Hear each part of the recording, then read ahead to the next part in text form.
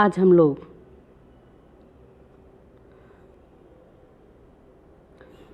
जो हैं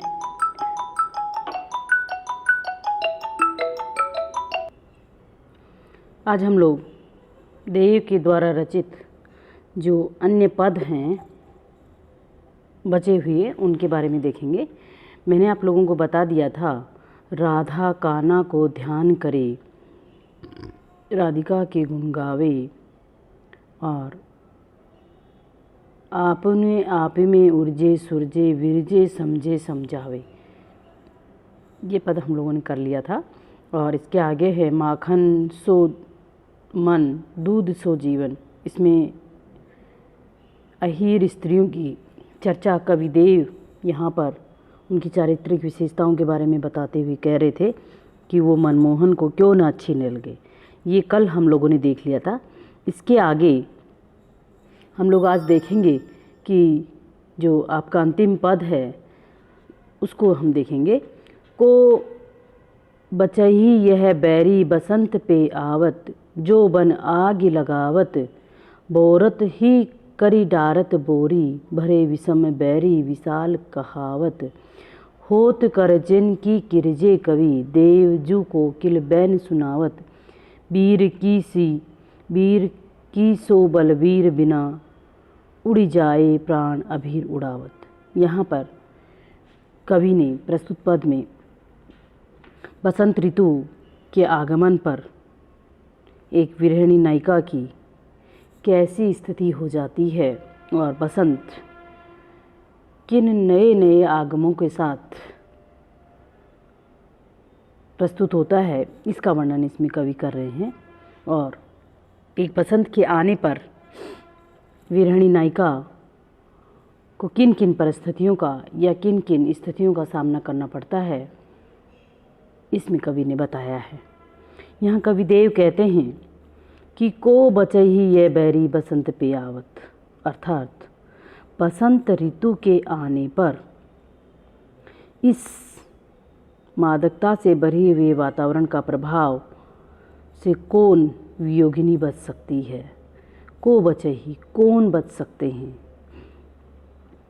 अर्थात इस बैरी बसंत के आने पर, बैरी बसंत यानी कि इस शत्रु बसंत के आने पर उसके प्रभाव से कौन बच सकता है। हर कोई व्यक्ति इस बसंत ऋतु में मादकता से भर जाता है, थोड़ा सा हर्ष और उल्लास में भर जाता है और फिर उसकी जो कामो उद्दीप्त भावनाएं हैं वो अधिक तेज हो जाती हैं इस बसंत ऋतु के नए नए सौंदर्य को देख करके और नए नए ऋतु परिवर्तन को देख करके। यह बैरी बसंत तो वन में आग लगाता हुआ आवत, जो वन आग लगावत, अर्थात वन उद्यानों में आग लगाता हुआ। क्यों? क्योंकि नई नई कलियाँ, नए नए पुष्प, सुंदर सुंदर वृक्ष और अपनी उस नवीनता के साथ ये प्रस्तुत होता है, जिसके कारण ऐसा लगता है कि ये वन में आग लगाता हुआ आता है। अर्थात ये बैरी बसंत जो हैं हमारी काम भावनाओं को और अधिक बढ़ा देता है। बोरत ही करी डारत बोरी है, अर्थात इसके आने से अपनी प्रियतम की और अधिक याद हमको आने लग जाती है। तो बसंत ऋतु के आने पर बोरत ही करी डारत बोरी, इस बसंत ऋतु के आने पर आम के वृक्षों पर बोर आने लगते हैं, अर्थात उसकी जो हम जिसको बोलते हैं कि पुष्प यानी कि आम आने के लिए जो नई नई जो कलियां हैं वो खिलने लग जाती हैं, अर्थात आम के वृक्षों पर उसके छोटे छोटे फूल आने लग जाते हैं। भरे विश्व बैरी रसाल कहावत, भले ही ये आम जो हैं विष के समान, अर्थात शत्रु के समान, ये आम के वृक्ष विष से भरे हुए दुश्मन कहलाते हैं। क्यों? क्योंकि जो इनके फूलों की जो सुगंध है उसमें जो नई नई बोर जो आती है, उसकी जो खुशबू है वो क्या कर देती है, व्यक्ति को आनंदित कर देती है और वह पागल कर देती है। इसलिए ये क्या हो जाते हैं, हमारे को दुश्मन जैसे लगने लग जाते हैं। रसाल कहावत, रसाल या आम के लिए आया है, अर्थात जो आम सबको मीठे लगने वाले होते हैं, जो सबको मन को भाते हैं, वो आज कैसे लग रहे हैं, मुझे शत्रु के समान लग रहे हैं और मेरे लिए ये विष भरे हुए हैं। होत कर जिन की किरजे कवि देव जू को किल बैल सुनावत। कवि देव यहाँ कह रहे हैं कि वीरानी नायिका जब बसंत ऋतु के आगमन पर कोयल की मधुर आवाज़ को सुनती है तो उसके प्रियतम की क्या हो जाती है, याद और अधिक आने लग जाती है।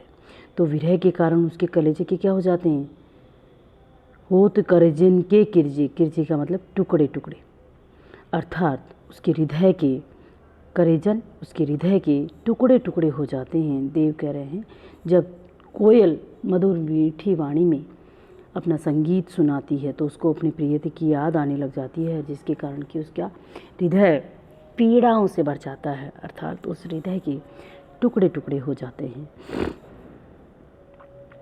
वीर की सो बलबीर बिना उड़ी जाएं प्राण अभीर उड़ावत। और जिसके कारण कि वेदना के कारण उसका वीर भाई की सौगंध, श्री कृष्ण के ये मेरे प्राण, वीर की सो, वीर यानी कि भाई की सी सौगंध, बलबीर अर्थात श्री कृष्ण के बिना मेरे प्राण ही उड़ जाएंगे, जैसे कि होली के दिनों में जो है गुलाल उड़ा दिया जाता है, ऐसे ही मेरे प्राणों का पता ही नहीं चलेगा कि वो कब निकल के चले गए हैं, जिससे कि मैं अपने प्राणों का भी ध्यान नहीं रख पाऊंगी।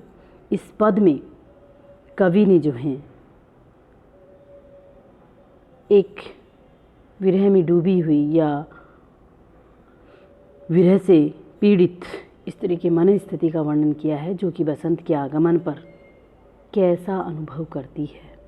इस तरह से हमने देव की संपूर्ण पदों की व्याख्या एक एक करके देख ली है। इसलिए देव पर जो आपका कृष्ण बन जाता है, प्रश्न जो बन जाएगा, वो मैं आप लोगों को बता देती हूँ। और देव के बारे में हम लोग लिख सकते हैं कि देव जो हैं रीतिकालीन आचार्य थे और रीतिकालीन आचार्यों में उनका श्रृंगार वर्णन बहुत ही आकर्षक ढंग से हुआ है। इस कथन की समीक्षा कीजिए। इस तरह से इसमें कृष्ण बन जाएगा, यह देव श्रृंगार के कवि हैं। इस कथन की स्पष्टता के लिए कवि देव के काव्य का वर्णन कीजिए, या हम कह सकते हैं कि देव के काव्य में श्रृंगार चित्रण का उदाहरण के साथ स्पष्ट कीजिए। और दूसरा क्वेश्चन जो आप लोगों का बन जाएगा, और इसमें हम लोग मोटे मोटे रूप से आपके जो हैं सवाल को हम लेते हैं, तो इसमें मोटे मोटे रूप से उनका जन्म, मृत्यु और उनका थोड़ा सा काव्य परिचय हम लोग इस क्वेश्चन में शामिल कर लेंगे। दूसरा पॉइंट हम लेंगे कि उनके रचनात्मक लेखन या काव्य जो उन्होंने साहित्य में लिखा है उसका संक्षिप्त परिचय। इसके बाद हम लोग लेंगे कि देव का श्रृंगार वर्णन, और जिसमें उनके महत्वपूर्ण पदों में जो श्रृंगारिक बातें कही गई हैं उनको एक एक करके हम लोग उदाहरण के साथ उनको स्पष्ट कर देंगे। जैसे आपके इसी पद में हैं कि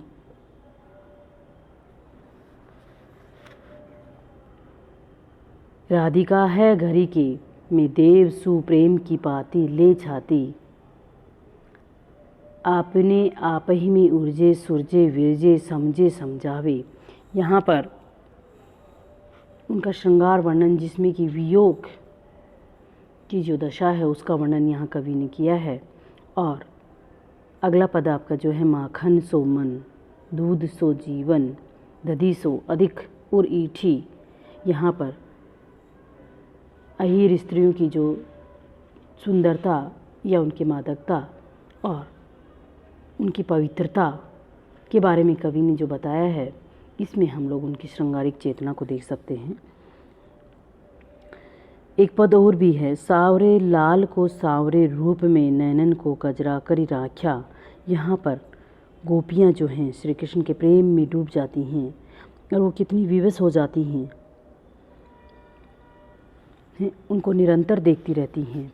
इसी संदर्भ में आप अपनी में किताब में जो पद है उसको ले सकती हैं। रावरो रूप रयो भरी नैनन, बैनन के रस सो श्रुति सानो।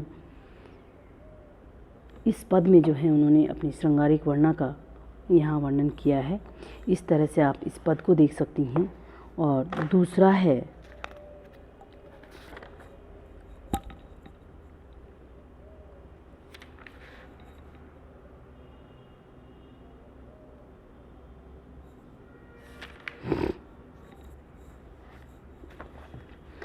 है देव कछु अपनी बस ना रस, लालच लाल चिते भई चेरी। बेगही बूढ़ी गई पंखियाँ, अखियाँ मधुन की मखियाँ भरी मेरी।